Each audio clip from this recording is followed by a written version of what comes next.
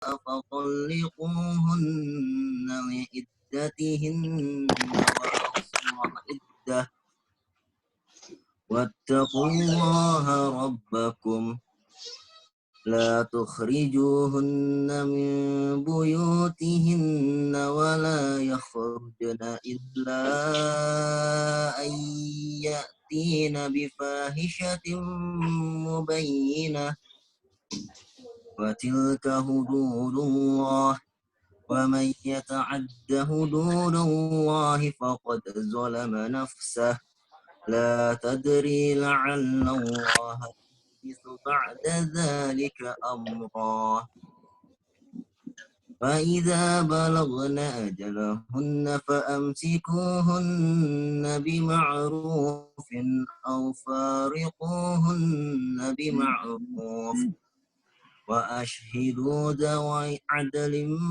منكم وأقيموا الشهادة لله ذلكم يوعظ به من كان يؤمن بالله واليوم الآخر ومن يتق الله يجعل له مخرجا ويرزقه من حيث لا يحتسب ومن يتوكل على الله فهو حسبه إن الله بالغ أمره قد جعل الله لكل شيء قدرا صدق الله العظيم. Allahumma arhamna bil Quran. Terima kasih untuk Kak Rio Fandiraga yang sudah membacakan tilawah.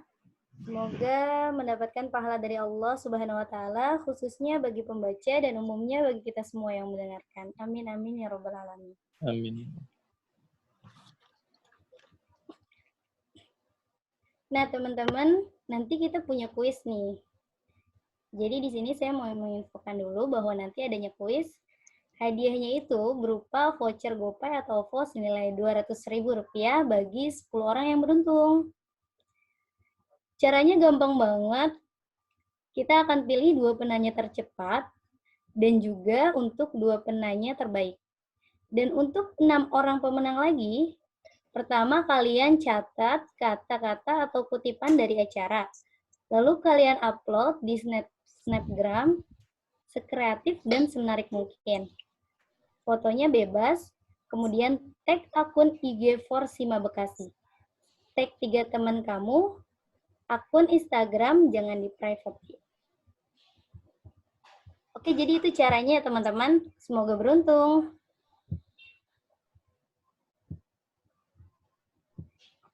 Sebelum saya memperkenalkan kakak moderator kita kali ini, nah, teman-teman pasti udah nggak asing lagi nih sama kakak moderator kita yang satu ini. Oke, langsung aja. Saya akan membacakan CV dari kakak moderator kita kali ini. Nah, ini dia. Kalian bisa lihat, sini udah ditampilin CV-nya. Nama lengkap, Furqan Hanif, tempat tanggal lahir, Bekasi 1 Mei 1998. Moto hidup, kul lima qadarullahi khairan. Alamatnya yaitu di Jalan Kemang Sari 4, Jati Bening Baru, Pondok Gede, Bekasi. Aktivitas Kak Furqan ini adalah seorang guru sekolah Sidya Islamic Junior High School. Juga sebagai guru ngaji dan guru nasyid. Riwayat organisasi, Ketua IPDHI atau Ikatan Pelajar Darul Hikmah. Kemudian juga menjadi Ketua Forsima, Forum Silaturahim Remaja Masjid Bekasi. Wah, Masya Allah banget nih ya. Kemudian riwayat pendidikannya, TK Harapan Ibu, SD IT Gembira, SMP IT Yapit, SMA IT Yapit, kemudian melanjutkan D2 di Ma'had Utsman bin Affan dan menjadi mahasiswa di STIU Darul Hikmah.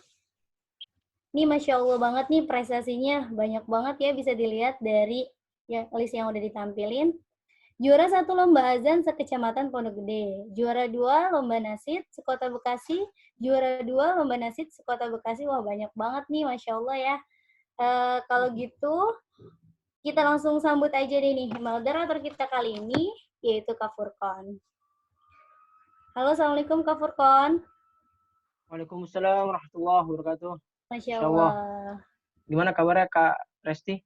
Alhamdulillah sehat Alhamdulillah. walafiat. Oke, udah siap nih Kak Furqon. Oh ya, Untuk siap. mempersingkat waktu, langsung aja saya serahkan ke Kak Furqon untuk membantu acara kita kali ini. Ya. Oke. Ya, bismillahirrahmanirrahim. Bismillah. Alhamdulillahirabbil alamin waliyus shalihin wala udwana illa 'alal zalimin.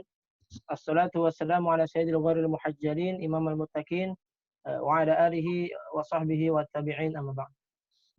Ya, puji syukur kita panjatkan kepada Allah Subhanahu wa taala. Salawat serta salam kita selalu berikan atau limpahkan kepada Rasulullah sallallahu alaihi wasallam. Ya, alhamdulillah atas nikmat-nikmatnya kita berkumpul kembali di Zoom ini gitu, di ruang meeting Zoom ini dalam rangka mengikuti kajian bersama Ustadz Hendra Wijaya. Masya Allah. Insya Allah beberapa menit ke depan kita akan mendengarkan tausiahnya dan juga nanti juga ada sesi tanya jawab dengan beliau sehingga dipersiapkan sekiranya ada yang masih mengganjal di hati, di kepala, nah disampaikan supaya nanti di pertemuan ini gitu terjawabkan. Masya Allah. Mungkin sebelum itu ya kita kenalan dulu sama Ustadz Hendra. Mungkin bisa ditampilkan oleh operator. Naam. Bismillahirrahmanirrahim. Beliau bernama Ustadz Hendra Wijaya M.Ed. Al-Hafidh. Masya Allah, beliau hafidh 30 juz, teman-teman. Beliau S2 Psikologi Pendidikan Al-Azhar University di Kairo. Ya. Kemudian pakar psikologi Islam dan Kepalestinaan. Kemudian juga penceramah atau da'i di 2 benua, Eropa dan Asia, di 6 negara. Jerman, Belanda, Belgia, Prancis, Palestina, dan Jepang. Juga beliau adalah seorang aktivis Kepalestinaan yang qadarullah wa ma syafa'al, Allah takdirkan beliau berjodoh dengan muslimah di Gaza. Masya Allah. Kemudian beliau juga berguru dan mendapatkan 4 sanad qiraat di Mesir. Istilahnya ini mulazamah atau talaki. Kemudian juga beliau trainer nasional kurikulum Azhar Mesir dan Kepalestinaan. Beliau juga founder NGO atau Non-Government Organization Berkah Palestina. Beliau juga pengawas Yayasan Internasional Asidikiyah. Bukan Sidkiyah, kalau Sidkiyah tempat saya ngajar lain lagi ya. Kemudian juga beliau pengasuh Majelis Tafsir dan Tadabbur di Iqra Center Bekasi di Jati Makmur. Ya. Itu seputar tentang beliau. Mari kita sapa sama-sama Ustadz Hendra. Assalamualaikum Ustadz. Waalaikumsalam, ahlan wa sahlan. Salam kenal Ustadz. Furqon. Masya Allah. Kaifa haluk? Ya, ahlan wa sahlan, Masya Allah. Alhamdulillah, tamam ya. Alhamdulillah. Jazakallah khair Ustadz sudah mau mengisi hari ini. Ya, Insya Allah. Afwan Ustadz, karena sebelum dimulai dulu, mungkin ada info sedikit buat teman-teman semua.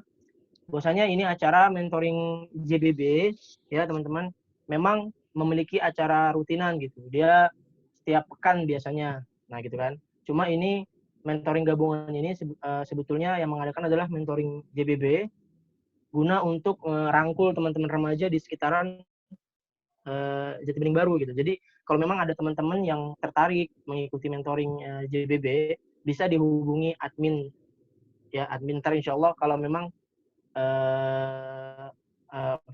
memerlukan informasi tersebut bisa menghubungi saya juga sih gitu. Nah, kemudian mentoring JBB ini program-programnya Masya Allah sekali gitu. Jadi dia ada segmentasinya gitu, ada Forsima, kemudian ada juga Taman Baca atau Manca, kemudian ada juga Al-Hikmah dan seterusnya. Jadi buat teman-teman yang memang ingin mendapatkan thaqafah Islamiyah atau pengetahuan tentang Islam, juga ikut mentor dengan kakak-kakak mentor yang kece-kece dan asik-asik, kemudian juga plus ditambah dapat kafah syar'i yang cukup, bisa join. Itu saja mungkin info sedikit. Ustadz, sudah siap Ustadz? Ya, ahlan wa sahlan. Ya. Allah. Mungkin itu dari saya. Waktunya dan tempatnya dipersilakan Ustadz. Taib, bismillahirrahmanirrahim. Assalamualaikum warahmatullahi wabarakatuh. Waalaikumsalam warahmatullahi wabarakatuh. Alhamdulillah hamdan katsiran tayyiban mubarakan fih. Wassalatu wassalamu ala sayyidina Muhammad imamul muttaqin wa qaidul mujahidin ballaghar risalah wa addal amanah wa tarakana ala mahajjatil bayda lailuha kanahariha la yazigu anha illa halik amma ba'd. Tibtum wa taba mamsyakum wa tabawwa'tu minal jannati manzilah. Adik-adik atau rekan-rekan para remaja Jati Bening Baru yang dirahmati oleh Allah Subhanahu wa taala. Alhamdulillah pada kesempatan sore ini kita masih diberikan kesehatan oleh Allah Subhanahu wa taala sehingga kita bisa melaksanakan atau bisa menikmati rutinitas ibadah pada Ramadan tahun ini ya. Walaupun suasana COVID-19 tidak menghalangi kita untuk menikmati Ramadan pada tahun ini. Adik-adik atau rekan-rekan yang dirahmati oleh Allah Subhanahu wa taala, insya Allah dalam 1 jam ke depan kita akan mencoba ngobrol santai ya. Jadi sifatnya kita ngobrol aja, bukan kajian. Kalau kajian agak serem ya. Jadi kita ngobrol santai terkait dengan sesuai dengan temanya kita bercerita tentang cinta ya. Jadi kalau berbicara tentang cinta, jadi kita nyantai aja ya. Adik-adik tentunya di sini ada yang umuran SMA mungkin, ada yang kuliah, ada dan lain-lainnya ya. Kalau kita berbicara tentang cinta ya, Al-Qur'an sendiri sudah mengajarkan bagaimana cinta itu ya. Bahkan hadis-hadis Rasulullah juga mengajarkan bagaimana cinta itu ya. Bahkan banyak kisah-kisah tertentu dalam Islam, cinta dalam Islam itu seperti apa ya. Saya katakan kita sebagai manusia atau Allah Subhanahu wa taala menciptakan kita sebagai hambanya itu adalah hasil daripada cinta itu sendiri ya. Tidak ada saya, adik-adik mungkin tanpa rasa cinta ya. Itulah cinta yang Allah berikan, yang Allah turunkan ya kepada kita di dunia ini. Dengan rasa cinta itu ya. Dengan rasa cinta itu kita bisa hidup berdampingan satu sama lainnya ya. Kita bisa selaras satu sama lainnya dalam naungan keislaman ini. Ya. Jadi kalau kita berbicara tentang cinta, cinta ini awal cinta daripada manusia, itu dicontohkan oleh siapa? Mas Furqon atau Kak Furqon, Bang Furqon? Yes, Ustaz. Dicontohi oleh siapa? Cinta pertama manusia itu dicontohi oleh siapa? Nabi Adam dan Siti Hawa. Ya. Nabi Adam dan Siti Hawa adalah kakek dan nenek buyut kita. Ya. Contoh cinta yang Islami, ya. Contoh cinta pertama yang bisa menurunkan keturunannya sampai kita, ya. Jadi Nabi Adam ketika awal-awal diciptakan oleh Allah Subhanahu Wa Taala, ya, ketika tinggal di dalam surga Allah Subhanahu Wa Taala merasa kesepian, ya. Merasa kesepian, menikmati segala kenikmatan yang ada di surga, mau apa saja ada. Akan tetapi ada yang kurang, ya.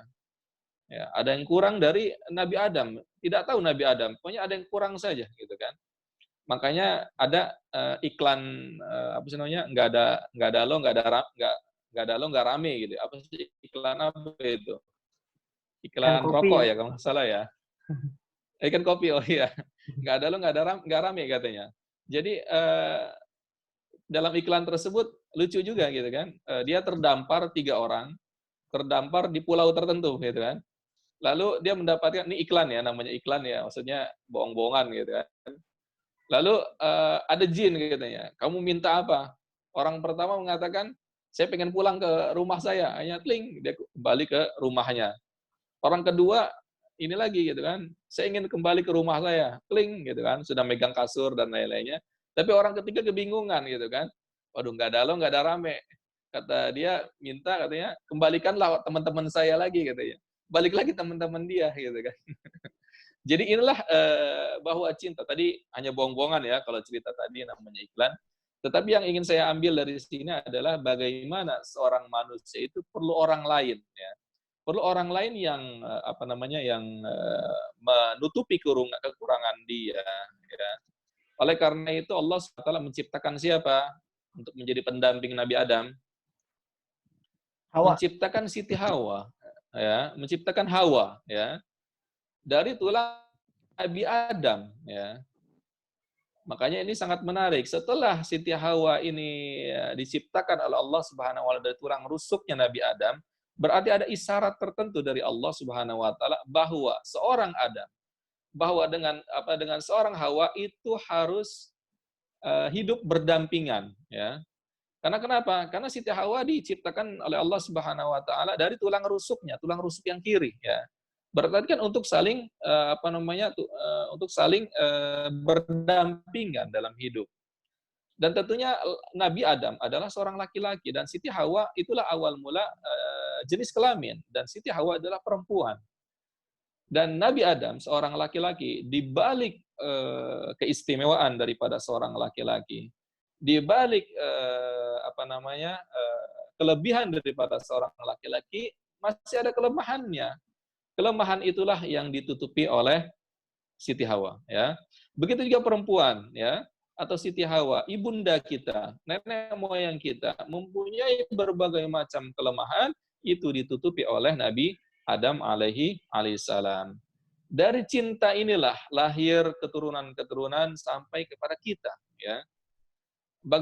Oleh karena itu hidup kita tidak lepas daripada cinta. Cinta kita kepada orang tua, cinta kepada keluarga kita, cinta kepada istri atau suami kita. Oh, di sini udah nikah atau belum rata-rata? Belum, Tat. Jadi kalau belum, berarti kalau belum nikah, cinta kepada calon istri kita, cinta kepada calon suami kita dalam lingkup yang syar'i, ya. Jadi cinta ini terkadang keturunan daripada Nabi Adam dan Siti Hawa ditafsirkan dengan berbagai macam tafsir cinta itu. Ada yang mengatakan cinta itu Valentine Day, ya, berapa 14 Februari, ya. Laki-laki dan perempuan melampiaskan hawa nafsunya tanpa dilingkari dengan pernikahan. Dia bergonta-ganti pasangan. Ini merusak, ya. Merusak keturunan, ya. Merusak daripada kemanusiaan itu tersendiri. Tetapi cinta yang baik, cinta yang diarahkan oleh Allah Subhanahu wa taala adalah cinta yang sesuai dengan Islam. Cinta yang diikat dengan apa? Diikat dengan sebuah ijab qabul, ya. Cinta yang diikat dengan suatu pernikahan dalam Islam, ya. Oleh karena itu bertemulah antara laki-laki dengan perempuan, dinaungi atau dipayungi dengan pernikahan dalam Islam, menjadilah dia keluarga yang Islami, ya. Sebelumnya mungkin Mas Furqon sendiri, Bang Furqon sendirian. Sekarang Bang Furqon salat tahajudnya sendiri atau dengan istri? Sama adik, Sat. Oh, sama adik, ya. Adik, ya. Insya Allah 1 bulan lagi. Insya Allah 1 bulan lagi bukan dengan adiknya. Dengan siapa? Dengan pendamping hidupnya, insya Allah. Ya. Dan adik-adik, rekan-rekan di sini, ya, itulah cinta, ya. Jadi bagaimana cinta itu terwujud? Kita pergunakan potensi cinta dalam diri kita ini untuk beribadah kepada Allah Subhanahu wa taala, ya. Di pintu gerbangnya adalah pernikahan secara Islam. Sekarang ketika saya baca Al-Qur'an dengan Bang Furqon baca Al-Qur'an, pahalanya berbeda, ya. Banyakan saya pahalanya karena saya sudah menemukan cinta saya, ya. Kalau Bang Furqon, apakah sudah menemukan cintanya? Sekarang lagi mencari-cari, ya. Di Lauh Mahfuz, Ustaz. Ya, di Lauh Mahfuz, iya. Berarti kan karena kenapa? Karena ketika saya sudah menemukan cinta saya, pahala saya lebih banyak, ya. Saya mendapatkan pahala istri saya ketika membaca Al-Qur'an. Mendapatkan pahala saya pribadi ketika membaca Al-Qur'an. Jadi ketika kita disatukan dengan cinta yang Islami, cinta itulah yang akan melipat gandakan reward dari Allah Subhanahu wa taala, ya. Kalau cinta saya sudah berlabuh di mana? Di Gaza, Palestina, nanti akan saya ceritakan bagaimana cinta saya pribadi, ya. Jadi saya katakan tadi cinta tidak lepas daripada pernikahan. Makanya Allah Subhanahu wa taala mengabadikan dalam ayatnya berkaitan dengan cinta ini, ya. bahwa cinta adalah tanda-tanda daripada kekuasaan Allah Subhanahu wa taala. Bayangkan kita laki-laki fitrah ya, menyukai perempuan lawan jenis fitrah ya. Tinggal dipayungi dengan pernikahan yang syar'i ya, difasilitasi ya. Perempuan fitrah menyukai seorang laki-laki ya, tinggal dinaungi dengan pernikahan yang syar'i. Bayangkan ketika fitrah itu dicabut oleh Allah Subhanahu wa taala. Laki-laki menyukai laki-laki, naudzubillahi min dzalik. Perempuan menyukai perempuan. Karena kenapa? Ini penyimpangan, sudah mulai penyimpangan ya. Bagaimana kaum Lut? Bagaimana di Eropa ya? Mereka menggaungkan kebebasan. Kebebasan dalam cinta ya. Dari kebebasan dalam cinta itu fitrah mereka dicabut ya. Karena sudah terbiasa melihat lawan jenis perempuan tidak menutup aurat, atau perempuan sudah terbiasa melihat laki-laki tidak menutup aurat, fitrahnya dicabut ya. Fitrah menyukai lawan jenis itu dicabut oleh Allah Subhanahu wa taala sehingga mereka bosan dengan perempuan, laki-laki bosan dengan perempuan. Apa yang terjadi? Mereka mencari pelampiasan yang lain, laki-laki dengan laki-laki. Begitu juga sebaliknya, perempuan sudah bosan dengan laki-laki, Allah cabut fitrahnya itu, perempuan dengan perempuan, rusaklah generasi, rusaklah kemanusiaan ini. Nah ini makanya ketika cinta itu tidak dinaungi dengan keislaman. Ya. Berarti kan naungan Islam, payung cinta dalam Islam adalah pernikahan yang syar'i. Ya. Gimana sih Ustadz pernikahan yang syar'i itu? Nah ini ya. Pernikahan yang syar'i makanya Allah gambarkan dalam ayatnya, wa min ayatihi an khalaqalakum min anfusikum azwaja litaskunu ilaiha wa ja'ala bainakum mawaddatan wa rahmah. Inna fi dzalika laayatin liqaumi yatafakkarun. Jadi cinta ini kita laki-laki menyukai perempuan, perempuan menyukai laki-laki, itu adalah tanda daripada kekuasaan Allah. Allah berkehendak ya menciptakan suatu makhluk bernama manusia yang reproduksinya itu dengan cinta, diawali dengan cinta ya. Apa yang kita dapatkan dengan cinta tersebut, apalagi dinaungi dengan cinta dalam Islam, ya. Yang pertama apa? Litaskuna ilaiha. Kita akan mendapatkan sakinah, ya. Apa itu sakinah? Sakinah itu adalah tentram, hati ini menjadi tenang. Saya ketika masih bujang di Mesir, ya, dengan kesibukan kuliah, kesibukan talaki itu berguru ya, berguru ke sini, ke sana, ke syekh-syekh yang ada. Walaupun di satu sisi saya mendapatkan ketenangan dengan ilmu-ilmu yang Allah titipkan kepada saya, tetapi masih ada yang kurang karena hati ini belum berlabuh ketika itu. Berarti sakinah itu belum ada ya. Tetapi ketika sudah menikah ya, sakinah itu mulai ada ya. Karena ada yang membantu murajaah Al-Qur'an, membantu masak, membantu dalam ketaatan kepada Allah. Ada yang membangunkan saya untuk tahajud ya dan lain-lainnya. Baru itu sakinah. Wa ja'ala bainakum mawaddatan wa rahmah. Ya, mawaddah ya. Mawaddah itu cinta ya. Mawaddah itu ketika seorang suami kelebihannya 1 2 3 4. Kelebihan istri 1 2 3 4. Ini nama mawaddah ya. Suami mencintai istri karena kelebihannya. Istri mencintai suami karena kelebihannya. Ini mawaddah, tetapi yang lebih menaik adalah rahmah, mawaddah wa rahmah. Mawaddah itu harus dibarengi dengan rahmah. Apa itu rahmat? Rahmat adalah kita tetap mencintai istri kita dengan segala kekurangan dia. Nah, ini sangat penting ya. Dan begitu juga seorang istri mencintai suaminya dengan segala kekurangan yang ada dalam dirinya. Karena kekurangan itulah untuk dibenahi bersama-sama. Dengan tanda payung syar'inya adalah ketika pernikahan secara syar'i itu menjadi payungnya ya.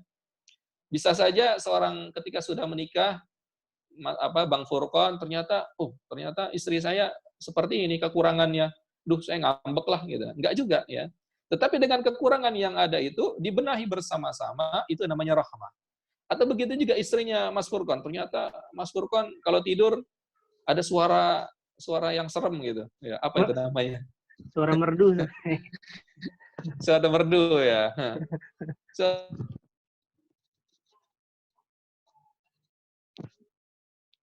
Kekurangan yang ada dibenahi bersama itulah yang namanya ar-rahmah. Jadi dengan cinta ya, dikorelasikan cinta larinya kepada pernikahan yang syar'i.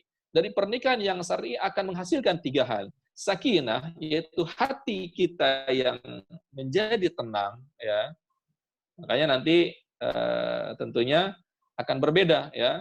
Biasanya kalau misalnya sebelum menikah orangnya tergesa-gesa, terburu-buru, ya, galau, ya, bukan berarti yang sudah menikah tidak galau, ya, tetapi tingkat galaunya itu lebih banyak orang yang pemuda. Makanya Rasulullah Sallallahu Alaihi Wasallam dalam sabdanya bagaimana tentang pernikahan, ya ma'asyaras sabab, kata Rasulullah, man istata'a minkumul ba'ah falyatazawwaj, ya, fa innahu aghaddu lil basar wa ahsanu lil farji, ya, wa man lam yastati fa alaihi bis-shaum fa innahu lahu wija, ya. Ya ma'asyaras sabab, hai para pemuda. Nah ini ya, kalau para pemuda berarti kalau Ustadz masih pemuda juga ya, berarti termasuk dalam hadis ini juga ya. Tetapi Ustadz sudah berlabuh cinta Ustadz ya. Tapi teman-teman di sini, rekan-rekan yang ada di online ya, kalau belum menemukan cintanya berlabuh ya, tentunya masuk ke dalam hadis ini, hai para pemuda, hai para pemudi ya. Barang siapa yang sudah layak, sudah mampu untuk menikah, menikahlah, kata Rasulullah. Masuk kelayakan di sini adalah ketika finansialnya, Mas Furqon tadi saya lihat, wah, sudah bekerja, mengajar di sekolah tertentu, guru ngaji di sini, di situ. Waduh, gajinya cukuplah bukan buat sendiri saja, bisa buat orang lain, ya. Disinilah letak dari uang atau rizki yang Allah berikan kepada kita, ya, kita nafkahkan kepada cinta yang berlabuh kita dalam Islam tersebut, ya. Karena kenapa? Apa kata Rasulullah? Fa innahu aghaddu lil basar wa ahsanu lil farji, ya. Karena dia lebih bisa menjaga pandangan mata, ya. Tadi kakak katakan di sini, jangan ustadz, kakak saja ya, karena milenial semua di sini ya.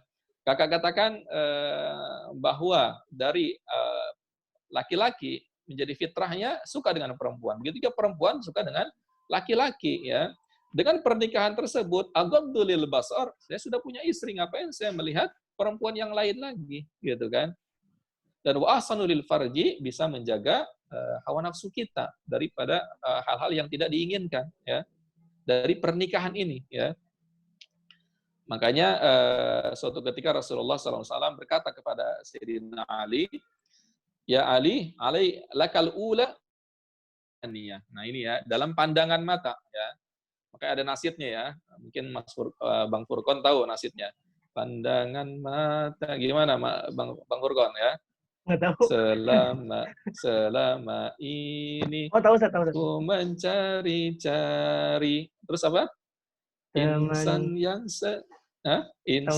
sejati selama ini. Nah, ini dalam cara, nah ini nasibnya Mas Furqon, Bang Furqon di rumah ya, mencari-cari, tapi nggak mau datang kepada mentornya. Ya.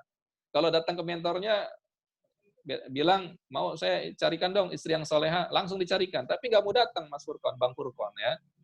Itu ya, jadi Rasulullah berkata kepada Sayyidina Ali, lakal ula wa laysal lakat ats-tsaniyah, ya. Sayyidina Ali melihat lawan jenis, pandangan pertama itu tidak apa-apa, tetapi pandangan yang kedua sudah tidak boleh, ya. Melihat hanya perang di jalan, ketika sudah melihat langsung palingkan pandangan. Pandangan pertama itu tidak sengaja, pandangan kedua itu sengaja, berarti yang kedua itu harus dipalingkan. Nah, dengan pernikahan ini, aghaddu lil basar, ya. Pandangan kita bisa lebih terjaga karena di rumah sudah ada cinta kita, ya. Inilah ya, makanya kalau misalnya belum mampu para pemuda atau pemudi, berarti dengan puasa, karena dengan puasa tersebut bisa menjaga hawa nafsu kita, ya. Itulah bagaimana tuntunan cinta dalam Islam, ya, disatukan dalam pernikahan yang hakiki, pernikahan yang Islam.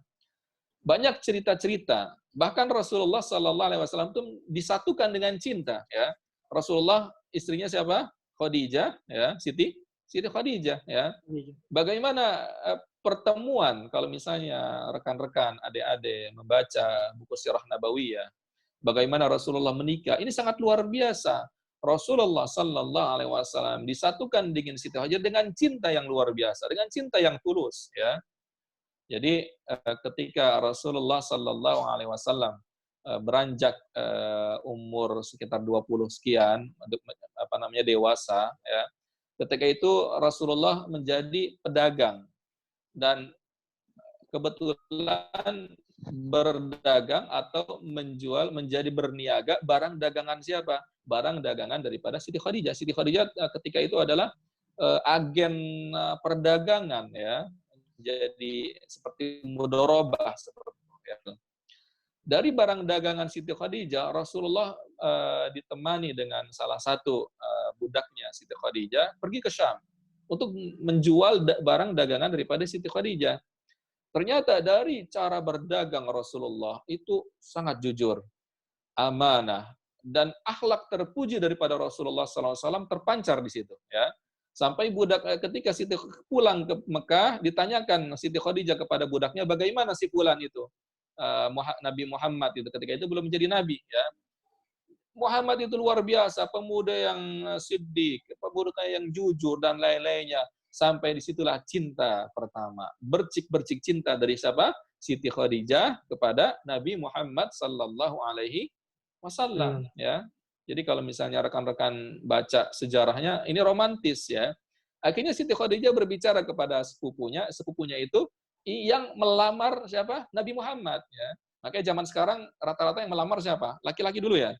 Laki-laki melamar perempuan, padahal dalam fikih pun tidak apa-apa, ya. Yang mengajukan diri adalah yang mengajukan diri terlebih dahulu, perempuan dahulu, tidak apa-apa, ya. Tetapi jangan perempuannya, tapi lewat siapa? Lewat orang lain, gitu. Kalau misalnya seorang akhwat atau seorang ukhut, seorang wanita muslimah suka dengan laki-laki yang dia pandang dia soleh, silakan ditembak, ya. Saya suka dengan itu, tolong sampaikan saya ingin menikah dengan dia, ya. Tidak mesti dari laki-laki, ya. Jadi kalau ada yang suka dengan Bang Furqan, silakan saja, ya, diproses. Jadi itulah bagaimana awal cerita, ya, awal cerita pernikahan Rasulullah Sallallahu Alaihi Wasallam dengan Siti Khadijah. Dari pernikahan, dari cinta yang digariskan dalam Islam, itu ada keberkahan tersendiri, menjadi keluarga yang Islami, ya. Rasulullah seorang dai, seorang nabi, ya, yang menyampaikan risalah Islam dibarengi atau dipandu oleh atau dikuatkan mentalitasnya oleh seorang istri. Khadijah ini luar biasa. Pada wahyu yang pertama, ketika Rasulullah mendapatkan wahyu, Iqra bismi rabbikal ladzi khalaq. Bacalah hai Muhammad, itu ketika di mana? Di Gua Hira, ya. Ketakutan sangat luar biasa Rasulullah. Menggigil Rasulullah ketakutan karena melihat makhluk, yaitu malaikat Jibril. Pertama kalinya malaikat Jibril, ya, ketakutan menggigil ketika kembali kepada Siti Khadijah, zammiluni, selimutkanlah saya ya Khadijah. Ya. Menarik di sini, ya. Inilah ciri-ciri daripada istri yang solehah, ya. Istri-istri yang calon suaminya suami yang menjadi panutan. Di balik suami yang luar biasa, itu pasti di belakangnya adalah istri yang luar biasa menyokong, istri yang soleha, yang terus membantu seorang suami. Itulah Siti Khadijah. Apa kata Siti Khadijah ketika itu kepada Rasulullah Sallallahu Alaihi Wasallam? Ya Abul Qasim, ketika itu julukannya adalah Abul Qasim, ya, ayah daripada Qasim. Ya Abul Qasim, kamu itu orang baik, gitu kan? Kamu itu menyantuni anak yatim, kamu itu baik kepada tetangga, ya. Tuhan engkau tidak akan menyia-nyiakan engkau. Ini kalimat-kalimat yang menguatkan mentalitas seorang suami, yang ketika itu suami atau Nabi Muhammad SAW lagi ketakutan sangat luar biasa. Nah ini, ya, bayangkan bagaimana dipersatukan, ya, antara seorang yang saleh atau seorang yang luar biasa disatukan dengan yang luar biasa juga, ya. Makanya ketika misalnya rekan-rekan ingin, Ustadz, saya ingin istri dong, istri yang kayak gimana? Istri yang soleha, hafidh Al-Quran, lulus S3, apalagi cantik, dan lain-lain, gitu kan? Lalu kita bertanya, kitanya sudah soleh atau belum? Ya, kitanya sudah hafal Al-Quran atau belum? Ya, Karena innal muslimina wal muslimat wal mu'minina wal mu'minat itu sudah ada isyarat dari Allah bahwa orang-orang yang mukmin itu untuk orang-orang yang mukmin juga, orang-orang yang soleh untuk orang-orang yang solehah juga, ya. Ketika kita ingin mendapatkan istri yang solehah, ingin mendapatkan istri yang hafizah Quran, kita tanya, kita sudah soleh belum? Ya. Kita sudah hafal Al-Quran atau belum? Ya. Kita sudah menjadi orang yang baik belum? Ya. Karena itu menjadi rule, ya, menjadi peraturan atau menjadi sunnah kauniyah, ya. Orang yang baik untuk orang yang baik. At-tayyibuna lit-tayyibin, wat-tayyibat at-tayyibat lit-tayyibin, ya. Orang yang baik untuk yang perempuan yang baik juga, perempuan yang baik untuk yang laki-laki yang baik juga. Untuk mendapatkan istri yang salehah, untuk mendapatkan suami yang soleh, jadikan diri kita soleh dulu, ya. Ustaz, saya ingin mendapatkan istri yang setiap hari tahajud, Ustaz. Kita bertanya, kita sudah salat tahajud belum? Ya, setiap harinya. Ustaz, saya ingin mendapatkan istri baca Quran terus setiap hari. Kita sudah baca Al-Quran atau belum tiap hari? Ya, karena ini adalah rule. Ya, ya inilah makanya inilah sedikit cerita romantis bagaimana kisah perjalanan. Makanya ketika Siti Khadijah wafat atau dipanggil oleh Allah Subhanahu wa taala pada tahun 10 kenabian, ya, walaupun berbeda pendapat ulama sirah, saya menguatkan pada 10 kenabian. Pada 10 kenabian Siti Khadijah meninggal, sedihnya luar biasa. Rasulullah sallallahu alaihi wasallam, karena Siti Khadijah lah yang selama ini 10 tahun itu membantu dakwanya, menguatkan mental daripada Rasulullah sallallahu alaihi wasallam, ya. Jadi intinya kalau ingin mendapatkan istri yang solehah, kita harus mensolehkan diri kita pribadi juga. Ya. Jadi ada cerita yang lain yang menarik, ya. Bagaimana Allah mempertemukan laki-laki yang soleh atau muslim yang soleh dengan perempuan yang solehah, dari keluarga yang soleh tersebut, anak-anaknya menjadi soleh. Ya. Dia bernama Thabit bin Zuti. Ya. Siapakah itu Thabit bin Zuti? Nanti kita coba lihat di sini. Suaranya jelas ya, Mas Furqan? Jelas, Suara saya jelas? Jelas sekali, Ustaz. Oke. Thabit bin Zuti. Thabit bin Zuti adalah seorang pemuda di Irak sana, ya.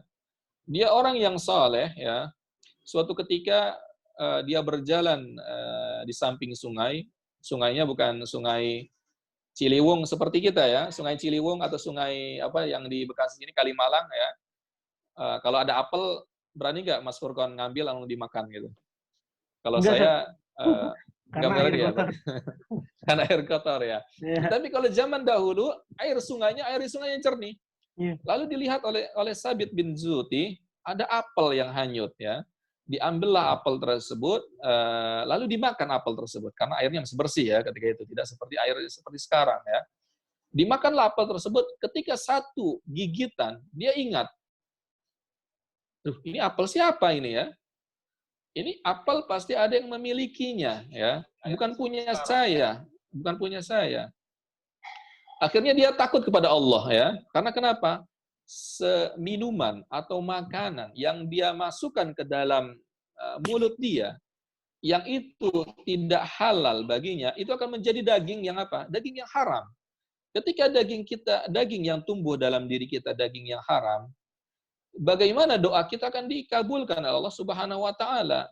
Lalu teringat oleh Thabit bin Zuti, akhirnya dia telusuri sungai tersebut untuk apa? Untuk bertemu dengan pemilik apel tersebut untuk menghalalkannya, ya.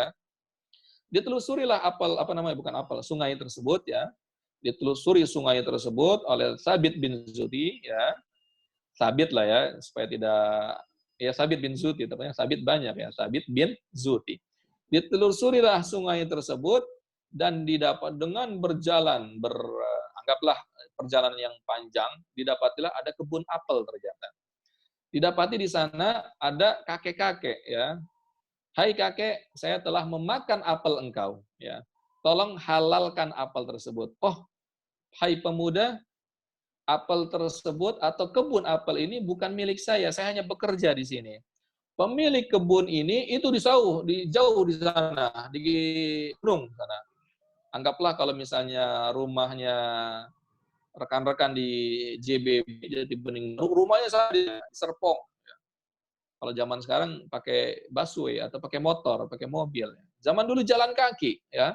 Berjalan berkilo-kilo. Kalau misalnya kita bayangkan, cuma satu gigitan doang, ngapain kita jauh-jauh? Udah, ngapain apa capek-capek minta dihalalkan apel tersebut, ya. Kalau zaman kita, kalau adik-adik bagaimana? Kalau dapat mangga di apa namanya, mangga tetangga jatuh gitu kan di halaman rumah, diambil apa enggak? Diambil. Izin enggak sama tetangganya gitu kan? Atau apa gitu kan. Ini kan menandakan bagaimana kesolehan seorang Sabit bin Zuri tadi, ya.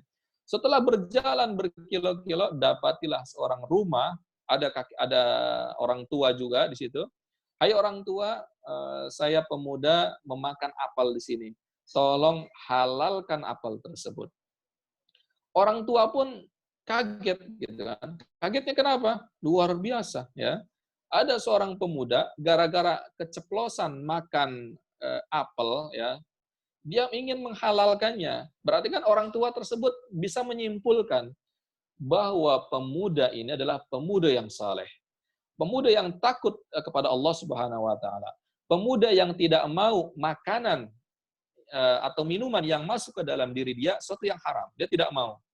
Akhirnya dengan sengaja orang tua tersebut mengatakan, nanti dulu, gitu katanya. Apel ini tidak saya halalkan. Oh, langsung Thabit bin Zuti menjadi gelisah gitu. Waduh, gimana nih? Saya udah capek nih berjalan berkilo-kilo anggaplah dengan berjalan jauh, ya. Apa kata orang tersebut? Kata orang tua tersebut, apel ini saya halalkan dengan syarat. Oke, apa syaratnya? Syaratnya kamu harus menikahi anak putri saya. Ya. Siapa Mas Furqan? Saya tadi anak siapa? Anak putri siapa? Mas Furqan? Bang Furqan? Nah, Ustaz. Iya, anak putri siapa tadi? Pemilik apel. Pemilik apel, ya. Nanti habis ini kalau Bang Furqan belum nikah, bikin kajian lagi ya. Bang Furqan biar jadi MC-nya. Jadi,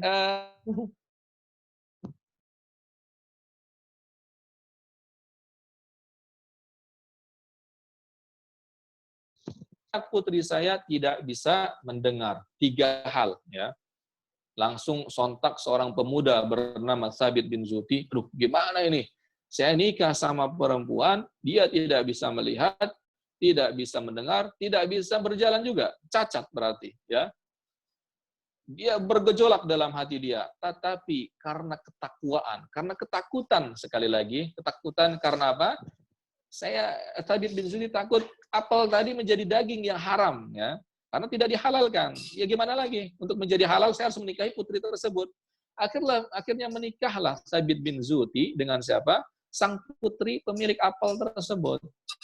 Ternyata ketika pada malam pertama, ya, siapa ini? Kamu siapa? Katanya.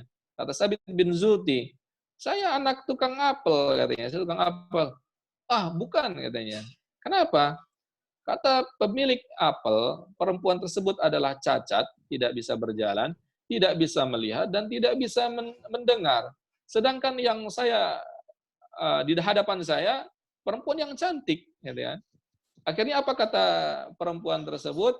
Apa kata ayah saya? Maksud daripada omongan ayah saya adalah, kaki saya, kata si perempuan tadi, kaki saya tidak pernah jalan kepada hal-hal yang haram, ya. Tidak pernah ke bioskop, ke warnet main game mungkin, ya, atau ke tempat-tempat yang atau tawuran mungkin, ya, atau dipakai untuk hal-hal tertentu yang tidak baik, ya. Mata saya tidak pernah, kenapa dinamakan buta? Karena mata saya, kata perempuan tadi, tidak dipergunakan ke dalam hal-hal yang haram, ya. Tidak melihat hal-hal haram, dan kupingnya atau telinganya dipergunakan.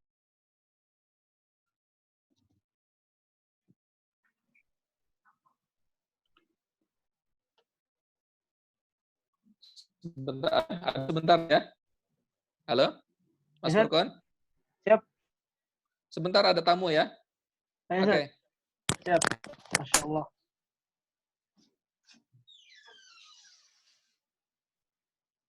Masya Allah. Ya, teman-teman semua, sambil menunggu Ustaz,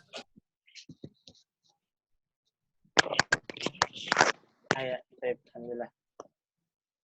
Halo? Ustaz, Ada suaranya? ada Ustaz, jelas. Oke.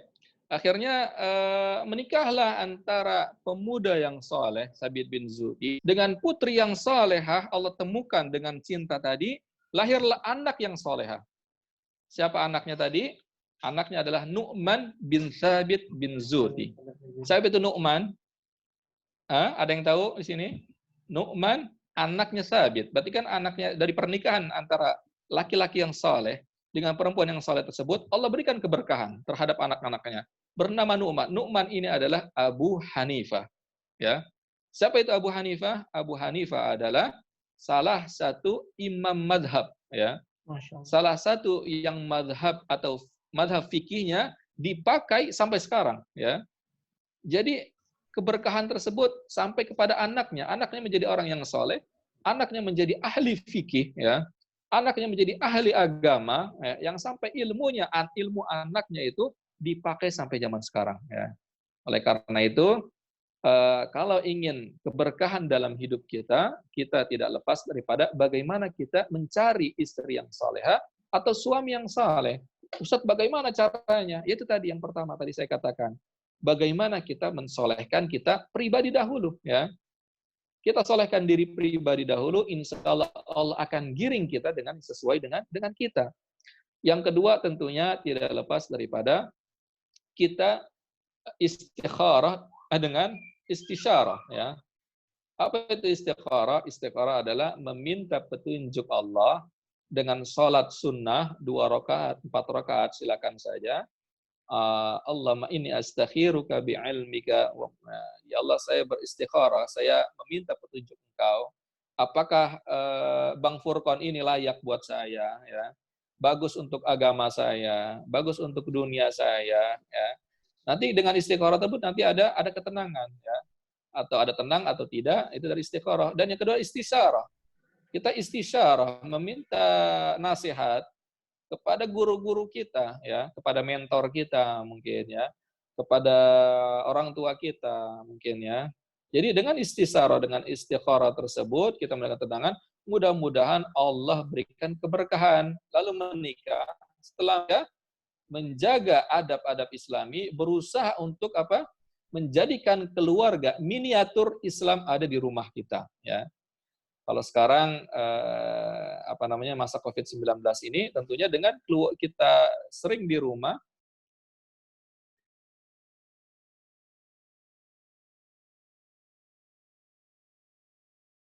lainnya. Sedikit kisah kakak di sini, ya. Bagaimana cinta kakak berlabuh di Palestina, ya. Itu tidak lepas daripada kakak katakan keberkahan dari Allah Subhanahu wa taala, ya. Jadi ketika kakak di Mesir, ke Mesir dari tahun 2010, ya. Langsung mengambil S2, ya. S1-nya itu di Nuaimi, ya. Mungkin Bang Furqan tahu. S2-nya di Mesir dari 2010. Nah, pada tahun 2013 kakak berkesempatan untuk pergi atau ziarah ke Gaza, Palestina, ya. Di Gaza, Palestina, kebetulan di sana masa-masa pemerintahan Dr. Mursi. Dr. Mursi adalah presiden yang luar biasa, yang hafal Al-Quran beliau. Allah yarham, ya, sudah wafat beberapa tahun yang silam, ya. Jadi ketika di Gaza sana, kakak niatnya awalnya ingin iktikaf 2013 tersebut. Kakak katakan kepada teman kakak yang ada di Gaza, ya, saya ingin iktikaf di mana? Di Gaza. Kakak datangnya bulan Rajab. Ya, dari bulan Rajab ke bulan Syaban itu sekitar 1 bulan. Rajab, Syaban, Ramadan. Sekitar 1 bulan sekian, ya. Di bulan Rajab tersebut itulah cerita cinta kakak berlabuh di Gaza, ya. Jadi ketika di Gaza sana, kakak dipinta ceramah kepada siapa? Di masjid kepada bapak-bapak, ya. Ceramah dalam bahasa Arab tentunya, ya, bukan pakai bahasa Bekasi, ya. Jadi ketika ceramah di hadapan bapak-bapak tersebut, ibu-ibu pun ingin, gitu, ya. Ibu-ibu ingin, akhirnya ibu-ibu kakak ceramah di hadapan ibu-ibu di majelis ta'lim, ya. terkadang di kantor-kantor mereka, di pemerintahan mereka, ya. Lalu yang selanjutnya ketika bapak-bapak mau, para pemuda pun mau, ya. Yang selanjutnya adalah ibu-ibu mau, yang calon ibu-ibu, ya. Calon ibu-ibu siapa? Para akhwat di sana, ya. Mau dong katanya itu si Hendra ceramah di majelis taklim kita. Itu ketika bulan Rajab 2013. Jadi ketika ceramah disitulah awal mula cinta bersemi, ya. Cinta bersemi maksudnya kakak dijodohkan, ya, dengan salah satu atau dengan salah seorang akhwat yang ada di situ, ya. Salah satu akhwat di situ melihat kakak ceramah dan lain-lainnya dijodohkan, ya, oleh kakaknya yang laki-laki, ya. Ketika itu 1 minggu kakak di Gaza ceramah ke sana ke sini di Gaza sana. Suaranya jelas, Bang Furqan? Halo? Jelas, Ustaz. Oke. Alhamdulillah. Lalu setelah seminggu, kata kakak, aduh, saya baru 3 tahun, S2 saya belum selesai, masih perlu hal tertentu. Akhirnya kakak kembali lagi, ya, ke Mesir, ya. Dan belum dilanjutkan proses tersebut karena dijodohkan tadi, ya, karena kakak belum siap. Akhirnya ketika 2015 itulah kakak alhamdulillah diberangkatkan oleh Allah Subhanahu wa taala untuk bisa pergi berhaji, ya, dari Mesir. Jadi berhaji di sini nasib, ya. Maksudnya nasib itu temus. Temus itu tenaga musiman dari unsur mahasiswa, jadi tidak bayar, ya. Jadi gratis, diberangkatkan oleh Depak, ya. Nanti di Saudi sana membantu menerjemahi para jamaah atau mengayomi jamaah sambil bisa berhaji juga, ya. Jadi ketika 2015 kakak berhaji di Mekah sana, ya. Lebih banyak di Mekah, ya. Kadang di Madinah, kadang di Jeddah, ya. Jadi pulang dari haji ini biasanya mahasiswa itu kantongnya bolong gitu. Akan tetapi pulang dari haji itu kantongnya agak tebal, ya. Kantongnya agak tebal karena dapat gaji dari temus tersebut dan kakak sempat berjualan barang-barang Mesir, ya, ketika di haji, ya. Jadi disitulah kakak ingin mencari cinta lagi, ya. Tadi nasidnya bagaimana Bang Furqan? Selama ini ku mencari-cari teman yang dicari selama ini. Gimana Bang Furqan yang ini nanti? Nanti nasibnya saya Bang Furqan nanti, ya. Ya. Jadi 2015 kakak mulai kontak lagi dengan teman kakak yang ada di Gaza. Ini udah ada uang nih, sudah ada lumayan nih, cukuplah buat mahar dan buat awal hidup dalam suatu pernikahan. Gitu. Tetapi ketika itu pintu gerbang Rafah ditutup, ya, tidak ditutup terus, tidak ada kemudahan-kemudahan sebagaimana ketika di zaman Dr. Mursi, ya. Sampai 2016 baru kakak bisa masuk ke Gaza lagi pada tahun 2017, ya. Jadi 2017 kakak bisa masuk Gaza lagi, baru disitulah kakak diproses, ya. Diproses pernikahannya. Jadi yang menarik adalah di sini ketika kakak bertemu dengan kedua orang tuanya, bayangkan kalau di Indonesia, kalau misalnya Bang Furqan melamar akhwat tertentu mungkin dan lain-lainnya, apa yang ditanyakan? Kerja di mana? Punya uang berapa? Rumahnya di mana dan lain-lainnya. Ya, mungkin ya di Indonesia, ya, rata-rata seperti itu. Atau mungkin hanya sedikit yang menanyakan tentang agama. Jadi ketika di Gaza tersebut, apa yang ditanyakan oleh mertua saya yang sekarang, berapa juz, apakah sudah hafal Al-Quran ini gitu? Berapa juz yang sudah dihafal? Lalu saya tersentak gitu kan, padahal ketika itu uang saya pas-pasan juga gitu kan untuk menikah, ya. Tetapi yang ditanya tentang Al-Quran dulu gitu kan. Saya katakan alhamdulillah saya Al-Quran saya sudah selesai dan sudah mendapatkan beberapa sanad qiraat di Mesir. Oh gitu katanya mertua yang ayah itu, ya. Ya udah kapan nikah nih langsung kata dia. Saya kaget tersentak gitu kan. Dia langsung setuju begitu saja, ya. Dan saya pun tersentak, kenapa? Kata saya dalam hati, oh nanti dulu dong. Saya juga belum melihat akhwatnya kan. Saya juga belum melihat akhwatnya, belum melihat istri saya yang sekarang maksudnya. dalam hati. Baru setelah itu, makanya inilah pernikahan dalam Islam ya. Pernikahan dalam Islam tidak ada yang namanya kata pacaran ya. Kalau jam di Indonesia pengen nikah, pacaran dulu 1 tahun, pacaran dulu 2 tahun. Dari pacaran tersebut pegang sana, pegang tangan ya, naik motor dan lain-lainnya. Itu bukan Islami ya. Tapi yang Islami yang seperti kakak ini ya, datang kepada ayah dan ibunya, saya mau anak bapak, anak ibu gitu kan. Ya. Negosiasi di situ ya. Silakan. Kalau setuju baru menikah, baru nazar. Nazar itu melihat. Saya melihat istri saya yang sekarang, istri saya pun melihat saya. Baru ketika nazar tersebut kita sepakati 3 hari atau 4 hari istikharah ya. Silakan istikharah. Nazar ini syar'i, silakan. Kalau Bang Furqan nanti menikah, nazar dulu, melihat dulu. Kalau sudah nazarnya sudah sering melihat di kampus misalnya, nggak usah nazar lagi gitu kan. Kalau sudah sering melihat di teman mengajar, sudah nggak usah nazar lagi ya. Tapi ini ketika sudah istikharah, kakak ikna atau yakin di sini, mendapat ketenangan di sini, akhirnya berjodoh dengan Umi Hamzah ya, Umi Hamzah sekarang ya, karena buah hati namanya Hamzah, julukannya adalah Umi Hamzah ya, dengan Umi Hamzah yang sekarang ya. Jadi itulah awal mula. Jadi komitmen kita pertama ketika menikah, kita menikah untuk berasaskan Al-Quran ya. Kalau saya bandel ke depan meninggalkan Al-Quran, tolong marahi saya, kata saya.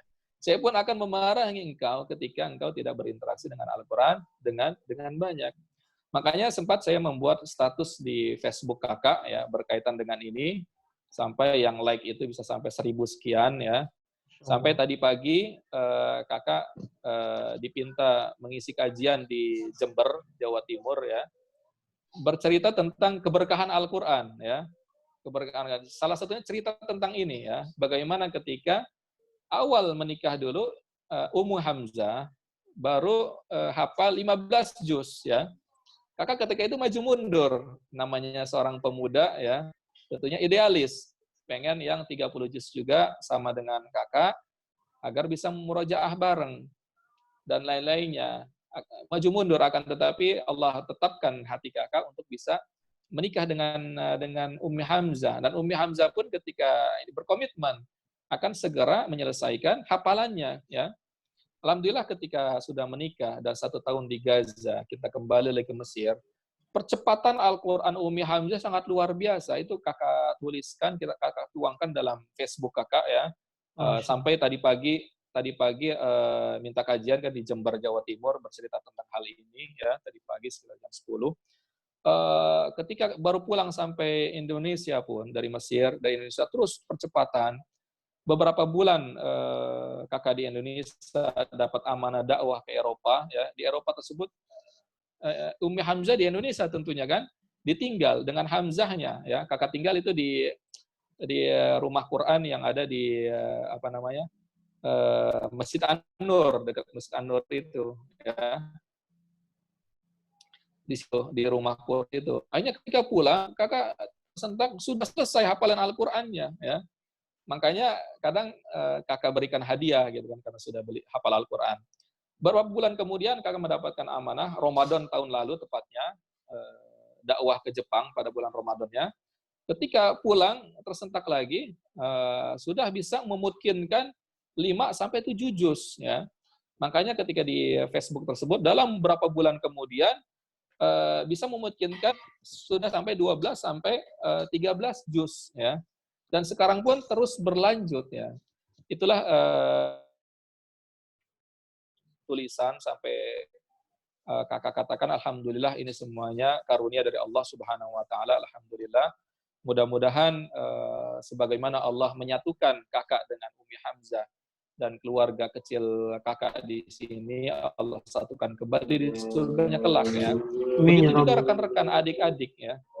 Begitu juga rekan-rekan adik-adik tentunya. Mudah-mudahan mendapatkan istri yang solehah ya, atau suami yang soleh ya, yang dengan keluarga mini tersebut, itulah Islami atau Islam, mini Islam yang ada di dalam rumah, keluarga Islam mini yang ada di rumah, Sebagaimana misalnya nanti Bang Furqan dijodohkan dengan fulanah ya, Masya atau Allah. siapa tidak tahu. Masih di mana? Lauhil Mahfud ya, Bang Furqan ya tadi ya. Ya, masih di Lauhil Mahfud. Mudah-mudahan sebagaimana disatukan di dunia ini ya, disatukan pula di surganya kelak ya. Amin ya Allah. Karena itulah janji Allah ya. Ketika seorang keluarga disatukan dalam keislaman, dalam ketaatan kepada Allah Subhanahu wa taala, Allah akan satukan kembali keluarga tersebut di surganya Allah, insya Allah. Tentunya tadi pada awal mula kakak pembicaraan atau ngobrol ini, kakak katakan tidak ada yang namanya mawaddah warahmah. Mawaddah dengan kelebihan-kelebihannya dan rahmah ada kekurangannya.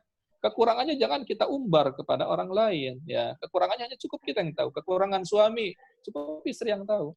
Kekurangan istri cukup suami yang tahu. Nah, berusaha menutup kekurangan tersebut ya, berusaha saling melengkapi itu namanya rahmah ya.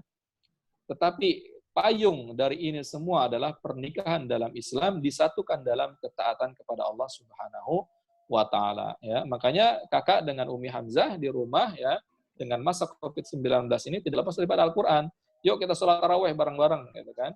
Sholat tarawih 1 juz, qiyamul lail 1 juz gitu kan. Karena Umi Hamzah sekarang lagi hamil ya. Ada adiknya yang kedua, insya Allah adiknya Hamzah. Jadi Umi Hamzah duduk, silakan duduk biar saya yang ini tidak apa-apa gitu kan. Jadi intinya di sini adalah bagaimana kita menjadikan diri kita soleh secara pribadi dan soleh secara sosial itu dimulai dari sebuah keluarga ya. Bagaimana Rasulullah dimulai daripada keluarga kecil bersama Khadijah dan anak-anak perempuannya dan lain-lainnya. Bagaimana para sahabat, bagaimana banyak cerita-cerita tentang ini ya. Mungkin ini yang bisa kakak sampaikan berkaitan dengan cinta dalam Islam ya, disatukan dengan pernikahan dalam Islam. Dari pernikahan dalam Islam, dalam ketaatan kepada Allah akan ada keberkahan tersebut.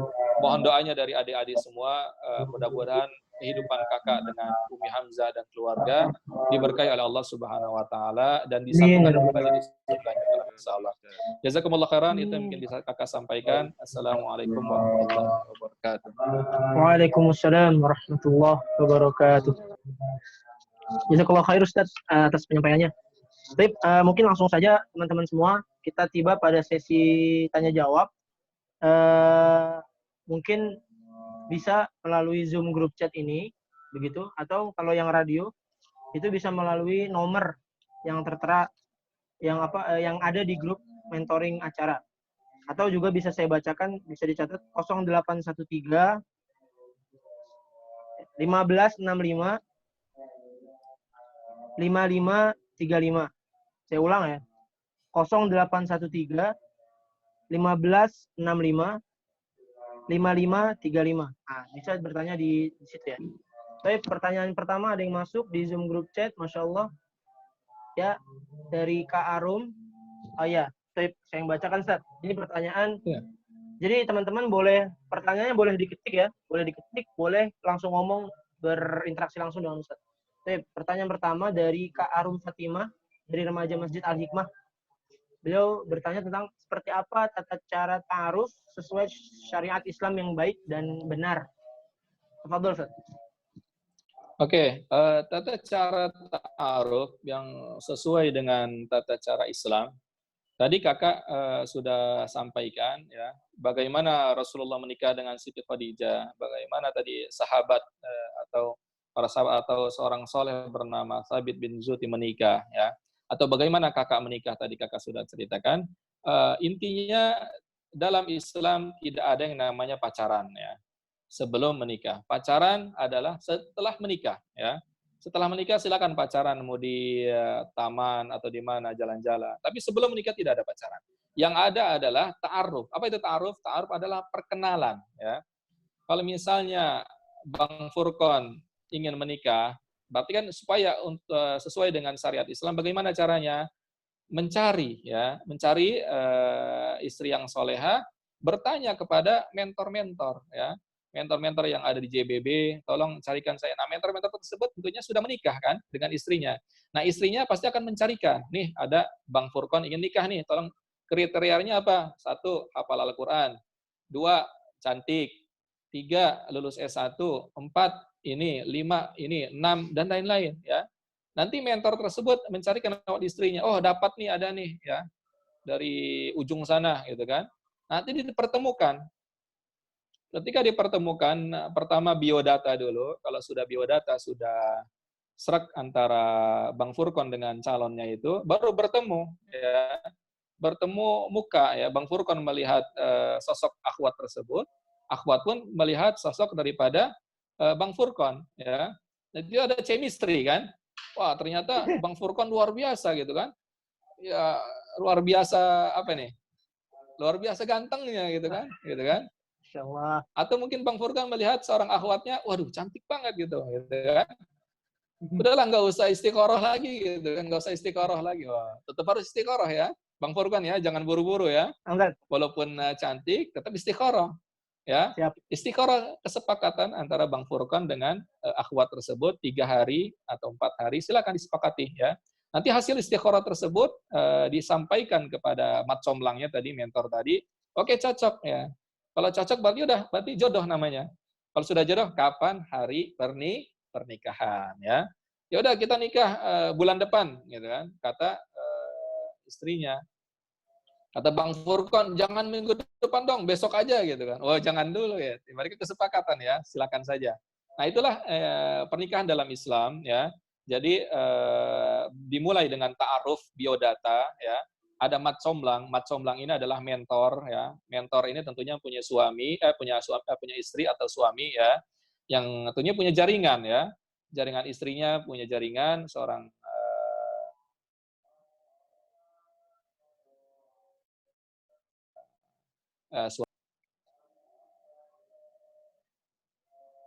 Halo, ada suaranya?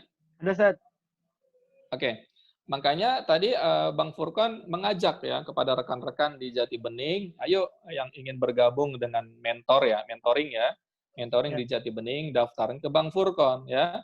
Karena salah satu kelebihan mentoring ini kita mendapatkan coach ya, mendapatkan pelatihan atau mendapatkan mentor yang bisa jadi kita wasilah kita mendapatkan istri yang soleha. Itu ya mungkin ya yang bisa saya jawab ya dari Ukti siapa tadi. Nah.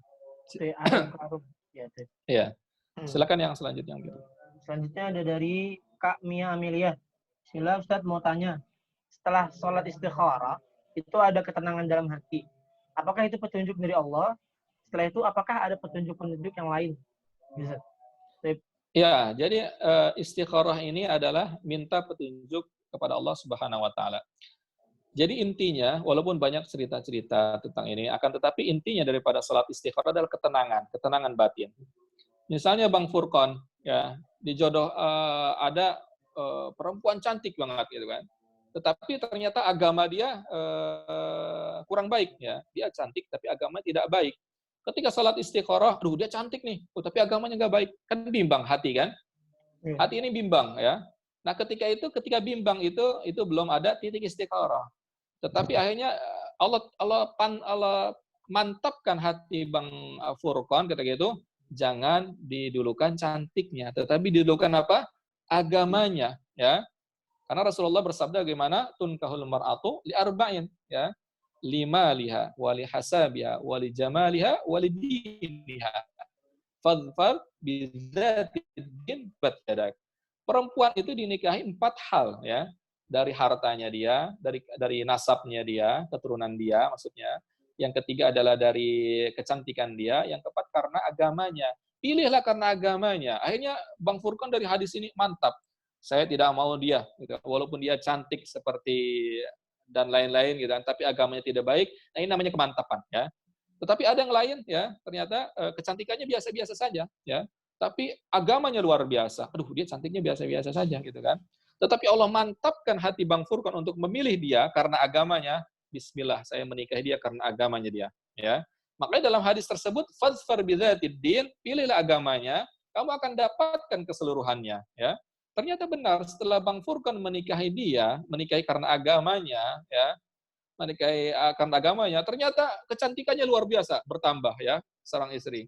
Keberkahan dalam hidup bertambah ya, itu ya mungkin ya. Tadi saya pertanyaannya ya. Jadi intinya adalah ketenangan hati gitu ya. Kemudian selanjutnya yang masuk di admin.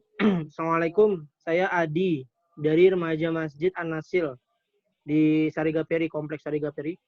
Ustadz, kan banyak sekali orang tua yang menolak lamaran dari seseorang dikarenakan belum mapan. Nah, apa yang kita lakukan ketika orang tua dari anak yang ingin kita lamar menolak kita? Nah, Ustadz. Iya, memang ini berkaitan dengan fikih ya. Jadi konsep daripada kufu itu semisal ya. Imam Syafi'i itu berpendapat kalau menikah itu harus sekufu. Misalnya, kalau misalnya seorang istri S1, suami juga harus S1 ya. Berarti kan semisal, sekufu namanya kalau dalam agama. Kalau misalnya seorang istri hafal Al-Quran, berarti seorang suami harus hafal Al-Quran juga. Ini namanya sekufu ya. Ini saya katakan madhab Imam Syafi'i. Tetapi ternyata madhab Imam Maliki ini luar biasa juga ya. Madhab Imam Maliki mengatakan tidak mesti sekufu, tidak mesti semisal. Yang penting agamanya ya.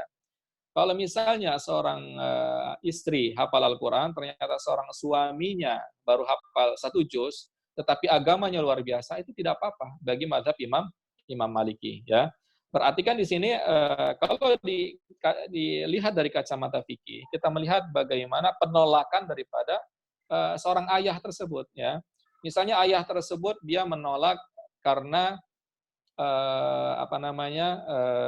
si anak tersebut atau si pemuda tersebut menolak karena tidak beragama ya, sudah tidak beragama atau tidak soleh dalam tanda kutip, tidak soleh dan tidak mapan lagi ya, ditolak berarti sah-sah saja, tidak apa-apa ya, karena ini ijtihad ya.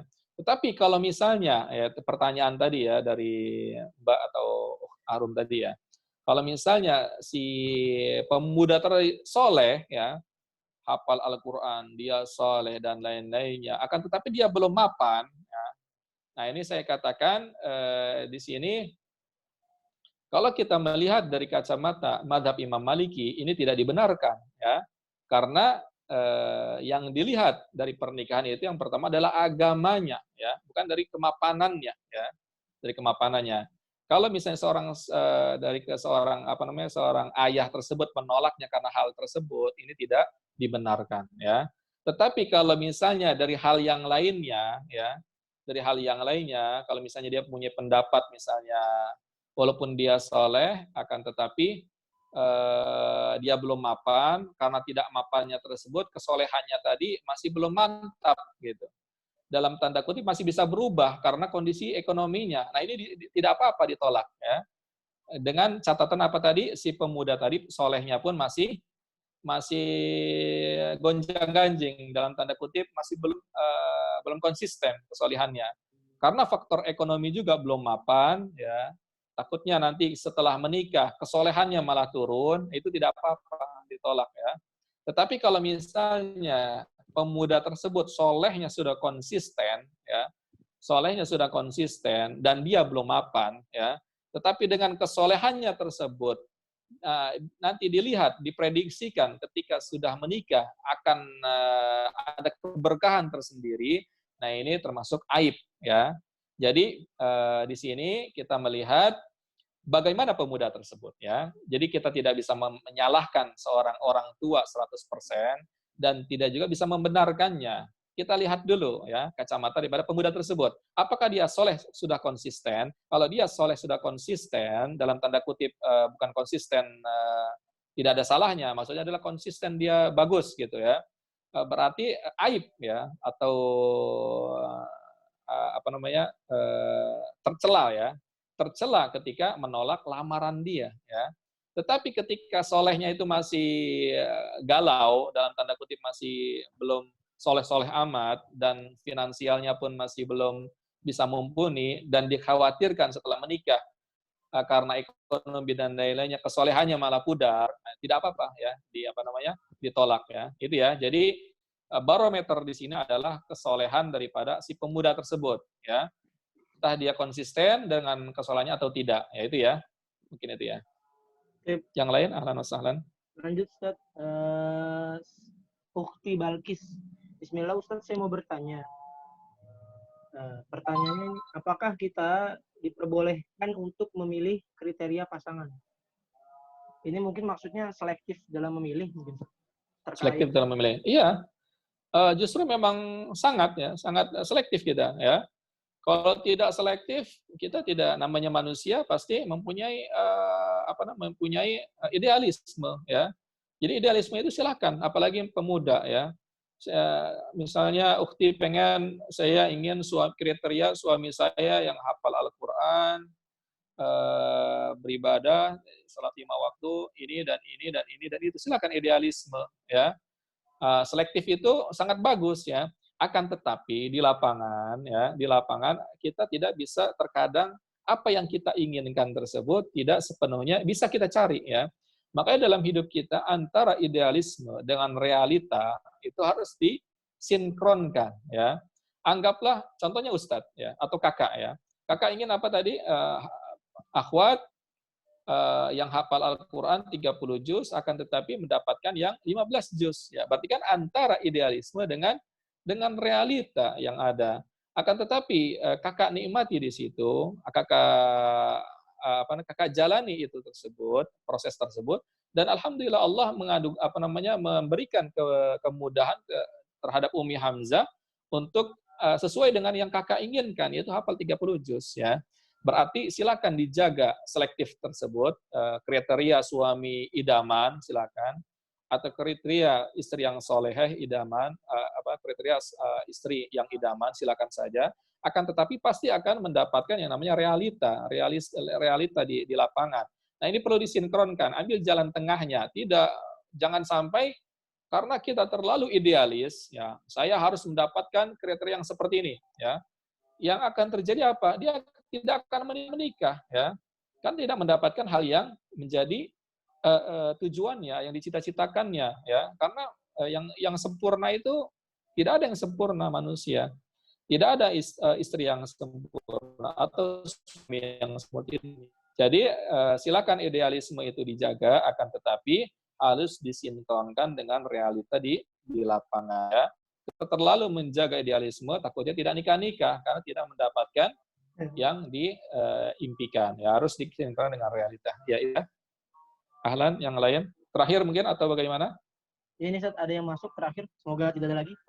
Dari Kak Nur Afni, sepertinya ini akhwat ya. Nur Afni dari Risamsi ya. Ustadz, saya izin bertanya bagaimana cara membedakan cinta karena Allah dengan cinta yang hanya karena hawa nafsu. Karena kadang seseorang suka kurang sadar dengan perasaannya sendiri. Artinya gini, seringnya itu yang terjadi di kalangan kita, pemuda-pemudi itu, khawatir salah ketika suka seseorang gitu. Karena ketika ketemu ini suka, ketika ketemu itu suka. Gitu, Ustaz. Apakah yang mana gitu yang cinta dari Allah, yang mana yang memang karena hawa nafsu? Gitu, Ustaz.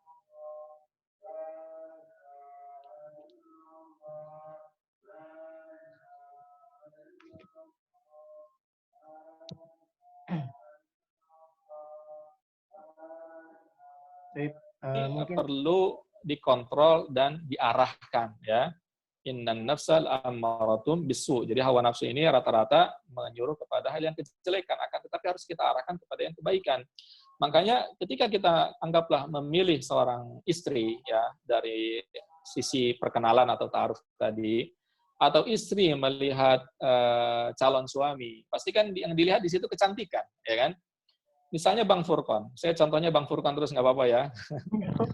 Saya lihat Bang Furqon ya, melihat calon ketika ta'aruf, ketika perkenalan kepada calon istri, cantik gitu kan. Jadi saya suka dari pandangan pertama itu suka. Ya, jadi di sini pertanyaannya di sini, Bang Furqon cinta kepada akhwat tersebut, kepada muslimah tersebut karena kecantikannya atau karena agamanya, ya itu ya, seperti itu ya. Jadi kecantikan ya itu tidak semuanya salah, ya itu fitrah ya. Akan tetapi ketika diarahkan sesuai dengan koridornya dalam syariat, itu apa tadi perkenalan tadi ya, ya. Kalau kecantikan diumbar di jalan raya, dan itu bukan tidak semuanya. Kalau kecantikan silakan saja ya. Ketika ta'aruf dengan kegantengan atau kecantikannya, tapi tidak pakai make up tentunya. Make up tentunya kurang baik dalam agama ya. Tetapi dengan kecantikan yang normal ya. kecantikan karena sering berwudu, kecantikan karena sering membaca Al-Quran, itu ada kecantikan yang terkhusus dari Allah Subhanahu Wa Taala. Seperti Bang Furqan kayaknya sering wudu nih kayaknya nih dari Bang Furqan ya. Jadi bahkan Imam Hambal, kakak katakan, mazhab Imam Hambal, fikih Imam Hambal mengatakan sebelum agamanya, kecantikannya dulu, bayangkan. Ya. Kalau dia sudah cantik, baru lihat agamanya. Ya. Jadi aulawiyah, ya, prioritas. Ya.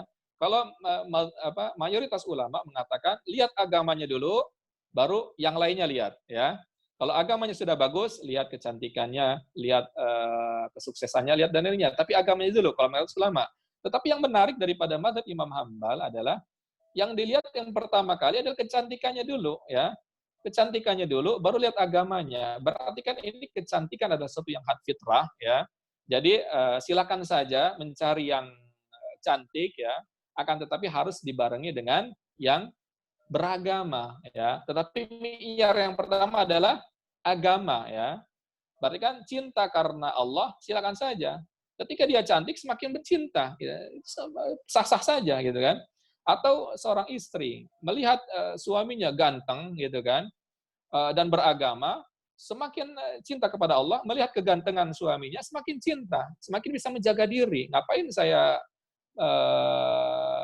melihat laki-laki lain? Suami saya paling ganteng, gitu kan, di Jati Bening Baru, gitu kan. Atau istri saya paling cantik di Jati Bening Baru. Ya, ini kenapa mazhab Imam Malik cantik dulu baru agama. Tetapi agama dan kecantikan itu tidak bisa dilepaskan. Kecantikan kalau misalnya asal cantik saja, tapi dia tidak beragama, nanti kecantikan tersebut setelah menikah akan diobral di jalan raya, ya, tidak dijaga, ya, atau kegantengan dan lainnya. Jadi kecantikan dan agama itu tidak bisa dipisahkan tadi, ya. Karena Allah dan hawa nafsu, tidak semua hawa nafsu itu jelek, ya. Kalau hawa nafsu tersebut karena agama itu tidak apa-apa, ya. Itu ya mungkin, ya. Ya, Ustaz. Jazakallah khair. Mungkin kita cukupkan di sesi tanya jawab ini. Jazakallah khair, khairul jaza Ustaz atas tausiah di sore hari ini. Masya Allah, juga motivasi kita sudah senantiasa menjaga diri dari hawa nafsu, al-imsaku anil hawa, terutama di bulan Ramadan ini melatih kita semua teman-teman supaya ya bisa mengarahkan kepada hal yang baik. Semoga apa yang disampaikan oleh Ustadz bermanfaat untuk kita semua. Amin. Jazakallah Ustadz. Saya moderator undur diri, saya serahkan kepada MC. Ya baik Kak Furqan, terima kasih banyak saya ucapkan memandu acara ini. Alhamdulillah telah selesai acara kita pada sore hari ini. Kami mengucapkan jazakumullah khairan kasir kepada narasumber kita, yakni Ustadz Haji Hendra Wijaya. Dari kisah-kisah yang telah dipaparkan, semoga dapat menginspirasi kita semua dan dapat kita amalkan dalam kehidupan kita. Amin. Dan kami mewakili dari segenap panitia mentoring Gabungan Sejati Bening Baru mengucapkan jazakumullah khairan kasir. Mari kita baca hamdalah bersama-sama. Alhamdulillahirabbil alamin. Dilanjut dengan kafaratul majlis. Subhanakallahumma wa bihamdika asyhadu an la ilaha illa anta astaghfiruka wa atubu ilaik. Saya selaku MC mohon maaf apabila terdapat kesalahan dalam berkata-kata. Akhir kalam, Allah muwafiq ila aqwamit thoriq. Wassalamualaikum warahmatullahi wabarakatuh. Waalaikumsalam warahmatullahi wabarakatuh. Saya mohon pamit ya. Assalamualaikum warahmatullahi wabarakatuh. Waalaikumsalam Ustaz. Terima kasih banyak Ustaz. Waalaikumsalam warahmatullahi Barakallahu fiik. wabarakatuh.